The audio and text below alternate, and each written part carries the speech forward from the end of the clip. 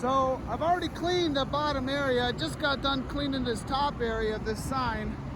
And I'm just rinsing the bottom down. You have to spray the chemical from the bottom up or you can streak it.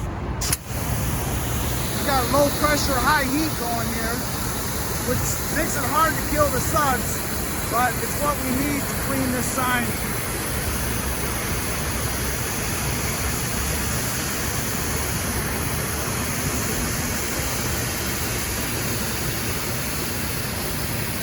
So again, this sign's already been cleaned down there because I'm cleaning directly straight at it, even under it a little bit because it's got louvers on it.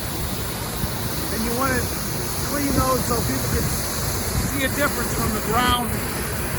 But for now, I'm just trying to get the soap residue off. So I'm cleaning this top section.